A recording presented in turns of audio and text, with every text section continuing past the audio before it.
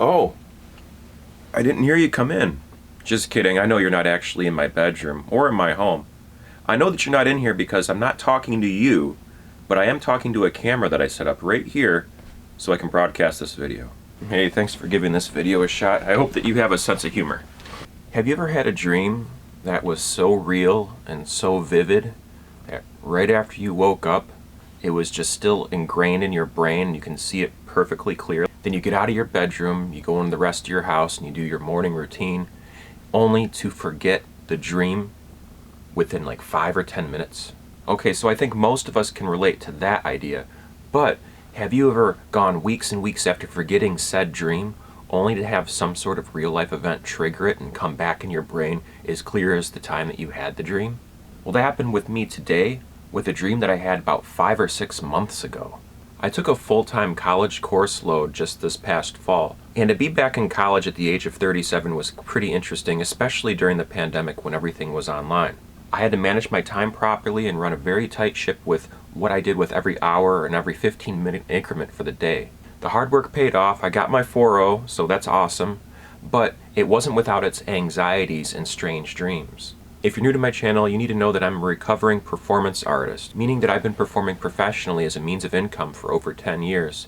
And then in 2020, about 90% of my contracts dried up, which led me to get back into school and start focusing on a career in occupational therapy, which I'm still very much in love with, and I'm going to get my occupational therapist assistant degree within the next 3 years. The reason that's relevant is because I walk tight ropes, I walk tight wires, I juggle, I do variety entertainment, I'm a character actor sometimes I'm a clown, sometimes I'm a mime. But around that time of year, the idea of walking a high wire was definitely on my brain and definitely manifested itself in my dreams. So in this dream, it was the last day of class or the last day of school or graduation day or something. The details as to why everyone was excited to get out of class was not really the focus of the dream, but it was relevant to where the dream was heading.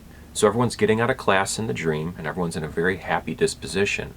And the sun's starting to set and there's just a bunch of people wandering around this big campus that I've never been to before. And at some point I find myself winding up a set of stairs inside of one of the buildings, only to come out to an open window that had a little ledge on the outside of it. The ledge was very, very, very narrow, only like maybe a half a foot wide. And there was people going out there on the ledge and peeking, going and walking away like they're like, no, I'm not going out there. And when I peeked my head out because I was curious, I noticed there was a very, very, very long beam, and we had to be at least maybe 15, 16 stories high off the ground. It's hard to say in a dream, so it was pretty high off the ground, enough that if you fell, you would just go splat. Anyways, going out on the ledge, there was a very, very, very long plank that was going at a steady incline, slowly towards the ground, for a very, very long length, and came out to some sort of tower or pillar that was maybe 6 or 7 stories high off the ground. And that pillar was resting inside of a perimeter. It kind of reminded me of one of those fenced-in areas that house those electrical bits of equipment that are used for the grid for electricity. I don't know what those are called, but anyways, the pillar was inside one of those, and it was inside of this big pit of gravel, like larger size gravel, where all of the equipment was sitting inside. Then there was concrete around the outside edge of the fence, and then there was a lawn right below where the building that I was standing in. But like I said, that plank goes way far out down to that pillar that's inside of the electrical grid box thing. So this long plank was maybe about 6 to 8 inches wide. I'm not entirely sure. I can't remember. Once again, it's a dream, so measurements are just kind of a thing. And I'm used to walking slack lines or even tight ropes that are maybe a ½ inch in diameter. So I saw that and I thought, oh, that's easy. That's a piece of cake. I can walk that. And it was very, very high off the ground. And before I could actually step out on the ledge, someone else pushed me aside, got on the ledge, and started walking and going down the plank. And I remember watching this person walk down the plank. I got out on the ledge because I wanted to follow them, but then I thought it would be rude if I go out on the plank with them because there's no way that we can trade places. If I want to go all the way out to the tip of this pillar thing, it's still only like 6 to 8 inches wide. There's not like an island that you walk out on, you're safe and you can climb down. You have to walk all the way back. And the length of this plank, by the way, had to be maybe 30 yards or so it was pretty far out there. Anyways, this individual's walking out there, and they seem to be getting a little cocky and start dancing around a little bit. And it made me giggle a little bit because it's a dream of mine to be able to walk out on a tight wire and dance and be very natural on it. Anyways, this individual that has no personal connection to me, I don't even know who they are, but they're out there walking there, and I feel myself living vicariously through this individual who's walking out on this long plank. Then at one point, I think I hear someone below shout up something up to the person up top there, and they turn down, they smile, and they wave, and their foot slips a little bit, and they recover, and they almost fall, but they don't. And they keep walking for just a couple more feet, and then when my heart stops racing from them almost falling, all of a sudden, out of nowhere, they slip right off, fall, and as they fall, they fall, and they fall, and nothing stops them. They hit the ground and splat like a water balloon.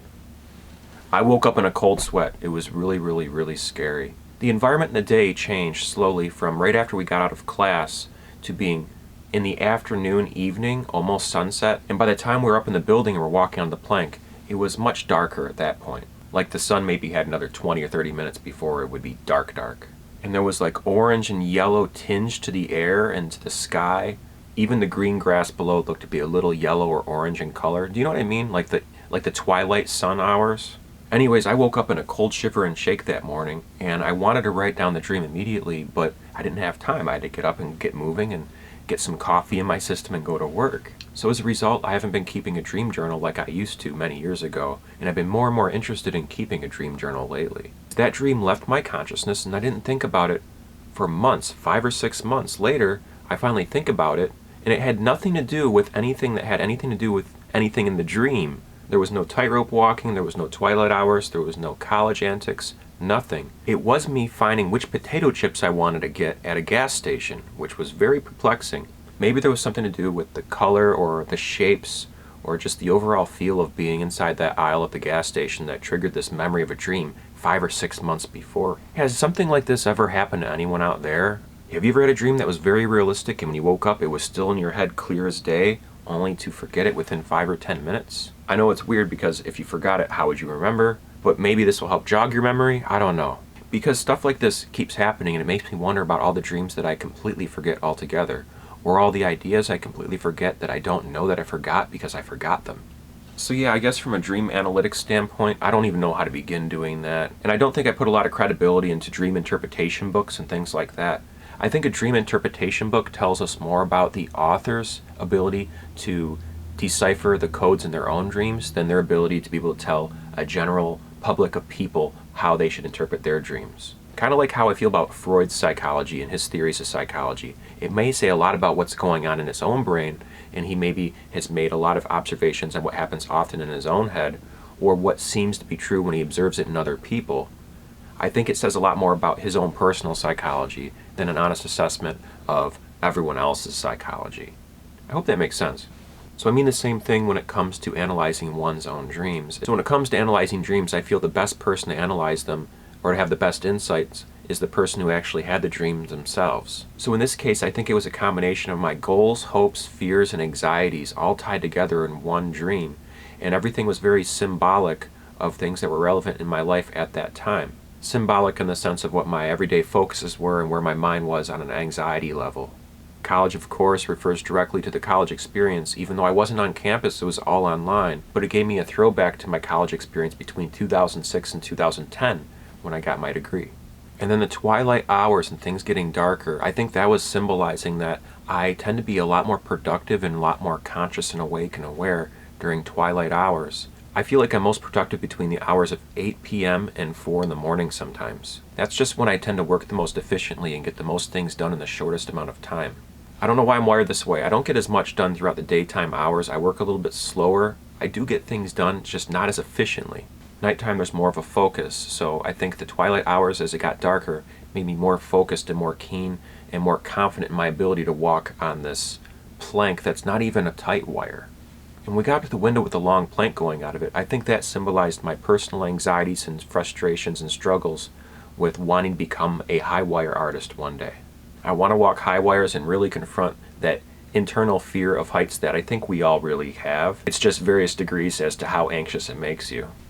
I don't think I'm as anxious about heights as most people are, but it definitely still scares the crap out of me if I'm high enough up in the air and I look down, and if I fell, I would not make it. The fenced-in electrical yard, I think, probably symbolized my desire to become something more than I am. walking down that ledge in an incline towards something that is so powerful it can kill me if I touched it, but also at the same time it's something that I rely on a daily basis to power my everyday existence. Things like computers, cell phones, this camera, YouTube, the internet, and all that sort of thing. So maybe that symbolized something about that. I don't know, it's hard to really tell, it's hard to really examine. But what do you think? What do you make of that dream? I'd be curious to hear what other people have to say, if they care to say anything about my dream. But I'm just as curious, if not more curious, if anyone else out there has ever had examples of dreams they've had that disappeared in the moment, only to come back, like a flashback, months, years, maybe even later sometimes. If you had that experience, just drop a comment below and explain it, or even send me a private email. I'm curious. I really want to know if anyone else out there has had experiences like that. I'm sure a lot of us have, but dreams just fascinate me. Anyways, thanks for watching, folks, and if you're new to my channel, please know that I post a lot here on YouTube. I made a promise that I would post every single day of this year, partially as an experiment, partially because I have a lot of things to say, but also because I want it to be a showcase to other aspiring content creators out there that can see the perks and the pitfalls of what it is to post every single day on YouTube. I'm hoping that we can all witness a progression in the quality of my content and the quality of my editing and video production skills as the year goes on. And who knows, maybe I can offer some shortcuts to other aspiring content creators out there and inspire them maybe to start a channel of their own. Which I think you should do. If you have something to say and you want to express it, why not start a YouTube channel? You gotta start somewhere, and you learn something new every single time you make another video. Just my unsolicited advice if you do start a YouTube channel, and I don't know why I'm looking left and right like someone's listening, and if they are listening, they should probably listen to this advice too. But if you do want to start a channel on YouTube or just become a content creator in general, I would advise you against posting something every single day unless you have lots to say. I wouldn't try to force yourself to post something just for the sake of posting something. Posting every single day can actually turn off some people from subscribing to your channel and watching your content. And that gets me into my other point, is I'm a very chaotic poster. I post about a lot of different things here on YouTube, which apparently isn't good because they say that one thing you want to do if you want to be a successful content creator is that you want to focus on a niche field. But that depends on how you want to measure success. I measure success maybe differently than what other people might measure it. I value being able to express myself as an artist and as a human being and having the opportunity to self-publish my own material for the whole world to see. So thanks very much for watching this video here today. But something I do here on my channel that is consistent is I post another circus and flow arts tutorial video every single Sunday, but sometimes Monday morning because, as you know, I stay up pretty late sometimes to get my work done. But if you want to learn how to juggle balls, or juggle clubs, or contact juggle like that thing that David Bowie did in Labyrinth with the crystal balls, ooh, magic. Or if you want to learn how to spin things on your finger, we call that pediddling. It's when you spin a ring binder, a book, or any sort of flat, wide object on the tip of your finger in a circular motion. Or you can even learn how to play with the devil sticks. That's probably my favorite prop that I've used over the years when it comes to flow arts, and the one I've been working with the longest amount of time as well. I know I'm far from being the best at any one of these circus and flow arts props, but I do feel perfectly qualified and well prepared enough to be able to teach you how to teach yourself how to begin learning how to do these various circus and flow arts props. My videos are geared towards the beginner, the absolute beginner, who wants to know the fundamental basics and the building blocks to get started using these various circus and flow arts props. So to know more about that, please click on my playlist section here on my channel and click on the Circus and Flow Arts Basics link, or the Contact Juggling Tutorials link, or any of the other links that may pique your interest. As I said earlier, I'm a chaotic poster here on YouTube and I post about a lot of different things, a lot of different subjects, and I just want to share myself with the world, so thanks very much for watching, folks. And I've probably talked your ear off long enough, so remember to never give up, do your best, stay true to you, and be amazing, folks. Thanks for watching. I appreciate it very much.